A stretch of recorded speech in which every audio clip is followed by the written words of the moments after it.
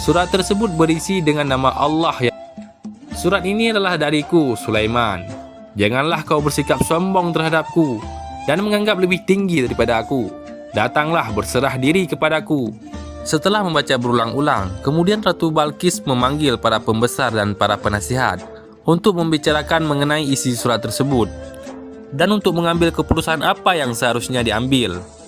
Namun, para penasihat memberikan keputusan sepenuhnya kepada Ratu Balqis karena semua penasihat tidak dididik untuk berfikir, melainkan untuk berperang. Apapun keputusan yang keluar dari ratu, para penasihat akan melaksanakannya demi keselamatan ratu dan demi kerajaan tersebut. Para penasihat pun tunduk dan patuh atas semua perintah Ratu Balqis. Namun, Ratu Balqis menjawab untuk menggunakan jalan yang damai tanpa harus menggunakan kekerasan dan peperangan. Ratu pun takut jika terjadi kekerasan atau peperangan. Musuh akan masuk ke kota-kota dan pasti itu akan mengakibatkan kerusakan dan kehancuran yang sangat menyedihkan, dan juga akan mengakibatkan kerugian yang sangat besar, dan mereka akan menghambakan rakyatnya serta merampas segala harta yang dimilikinya serta mengambil peninggalan dari leluhurnya. Ketakutan Ratu Balqis atas hal itu menyebabkan Ratu Balqis mengambil jalan yang damai agar kerusakan dan kekacauan itu tidak terjadi di kerajaannya. Karena kerajaan tersebut sangat berharga bagi Ratu Balqis, dan jika kerajaan itu hancur, maka rugi besarlah Ratu Balqis yang selama ini telah membangun kerajaannya yang sangat besar tersebut. Ratu pun membalas surat dari Nabi Sulaiman dengan mengirimkan beberapa hadiah barang-barang yang mewah dan bermutu tinggi yang dapat meluluhkan hati Nabi Sulaiman dan akan dapat menyilaukan matanya. Ratu ingin melihat bagaimana reaksi Nabi Sulaiman dan bagaimana Nabi Sulaiman menerima utusannya. Di dalam kisah Nabi Sulaiman, diceritakan beliau menerima utusan dari Ratu Balqis dengan ramah tamah, dan mereka menyampaikan maksud dan tujuan mereka datang dengan hadiah dari kerajaan yang dibawanya. Namun, Nabi Sulaiman menyuruh mereka kembali ke kerajaannya serta membawa kembali hadiah-hadiah yang dibawanya atas suruhan Ratu Balqis. Nabi Sulaiman berkata, "Kembalilah kamu dengan hadiah-hadiah ini kepada ratumu. Katakanlah kepadanya bahwa Allah telah memberiku rezeki dan kekayaan yang melimpah ruah, dan Allah telah mengaruniaku dan nikmat yang tidak diberikan kepada seseorang daripada makhluknya. Aku telah diutus menjadi nabi dan rasulnya dan kerajaan yang luas." Nabi Sulaiman pun menyuruh pulang utusan dari Ratu Balqis serta menitip pesan akan mengirimkan tentara yang kuat yang tak terkalahkan yang akan mengeluarkan Ratu Balqis dan pengikutnya sebagai orang yang sesat dan dapat menghancurkan kerajaannya jika Ratu Balqis tidak datang di hadapan Nabi Sulaiman untuk berserah diri. Utusan dari Ratu Balqis pun tiba di kerajaan dan melaporkan apa yang terjadi di sana dan apa yang telah diucapkan Nabi Sulaiman. Utusan itu menyampaikan jalan terbaik untuk menyelamatkan kerajaan, dan ratu adalah dengan ratu datang berserah diri kepada Nabi Sulaiman di istananya. Nabi Sulaiman akan menunjukkan kekuasaan gaib di luar kekuasaan lahirnya. Kisah Nabi Sulaiman alaihissalam dengan jin Ifrit. Hasrat Nabi Sulaiman untuk menunjukkan kepada Ratu Balqis tentang kekuasaan gaib, bahwa apa yang diancamkan atas putusan Ratu Balqis bukanlah omong kosong. Kemudian bertanyalah beliau kepada jinnya, siapa di antara mereka yang sanggup mendatangkan tahta Ratu Balqis sebelum dia datang untuk berserah diri? Jin Ifrit berkata, aku sanggup membawakan tahta Ratu Balqis dari istana sebelum engkau sempat berdiri dari tempat dudukmu. Aku adalah pesuruhmu yang kuat dan dapat dipercaya.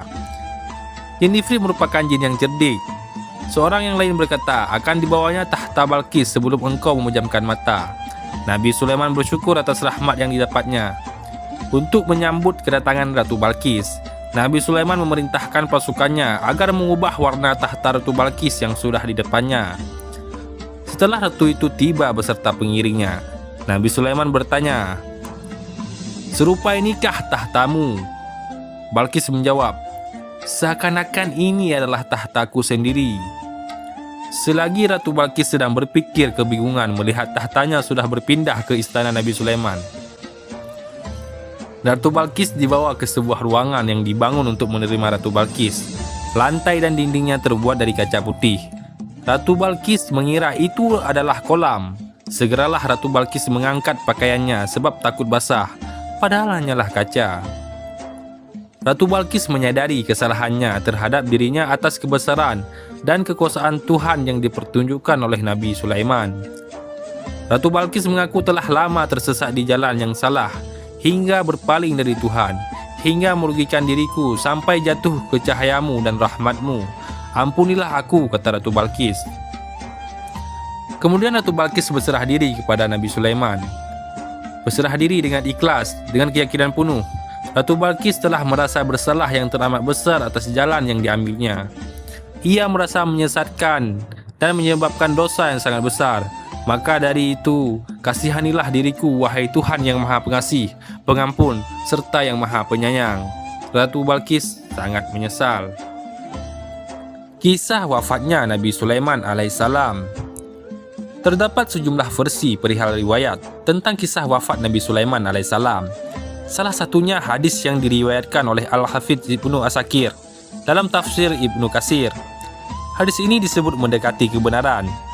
Kisah wafatnya Nabi Sulaiman seperti dikutip dari buku Kisah Para Nabi oleh Imam Ibnu Katsir.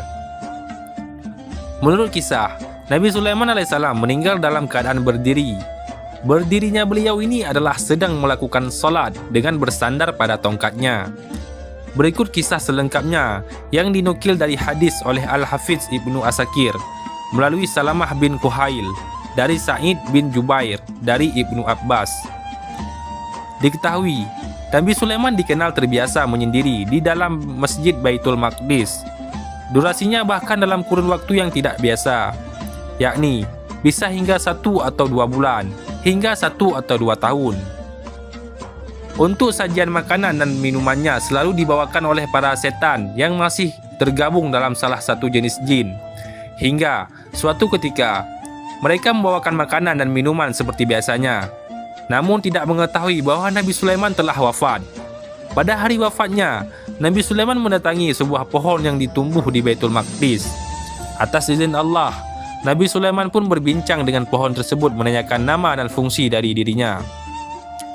Pohon ini bernama Kharubah. Nabi Sulaiman pun bertanya kepadanya, "Apakah kegunaanmu?" Pohon Kharubah ini pun menjawab, "Aku tumbuh untuk meruntuhkan masjid ini." Lalu Nabi Sulaiman berkata, "Allah tidak mungkin meruntuhkan masjid ini selama aku masih hidup. Itu artinya kamu tumbuh untuk mengabarkan kematianku." Lalu Nabi Sulaiman pun mencabut pohon tersebut dan menanamnya di pagar miliknya. Setelah itu, Nabi Sulaiman masuk ke dalam mihrab dan melakukan solat dengan bersandar pada tongkatnya. Sejumlah sumber juga mengatakan tongkat tersebut berasal dari pohon Kharubah yang sempat dicabutnya sebelumnya. Kemudian Nabi Sulaiman pun menemui ajalnya hingga tidak diketahui oleh setan yang bekerja untuknya sekalipun. Kisah ini diceritakan dalam firman Allah melalui surat Saba ayat 14.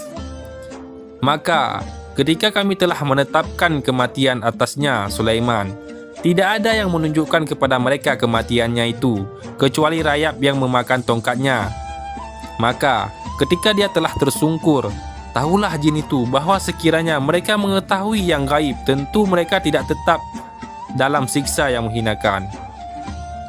Kalangan jin dan setan pun tidak mengetahui kabar kematian Nabi Sulaiman meninggal setelah rayap memakan tongkat sebagai penopangnya hingga rapuh. Lamanya rayap memakan tongkat tersebut kira-kira hingga 10 tahun lamanya. Nabi Sulaiman meninggal berdiri dan bersandar pada tongkatnya.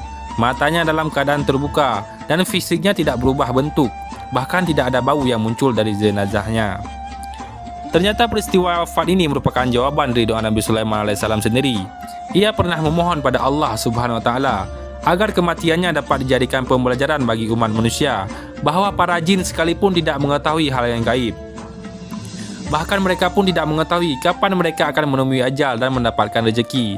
Untuk itu, kisah Nabi Sulaiman yang meninggal dalam keadaan berdiri ini diharapkan menjadi pesan agar manusia tidak menjadikan setan, iblis atau bangsa jin sebagai tempat menyembah atau teman mereka. Berbagai kisah Nabi Sulaiman yang telah kita bahas dalam video kali ini. Ternyata cukup banyak sekali kisah Nabi Sulaiman alaihissalam yang bisa kita teladani. Sekian pembahasan kisah Nabi Sulaiman alaihissalam. Semoga membawa manfaat bagi kita semua. Mohon maaf bila ada kesalahan penyampaian kata dalam video ini, karena kesempurnaan hanya milik Allah Subhanahu wa taala semata.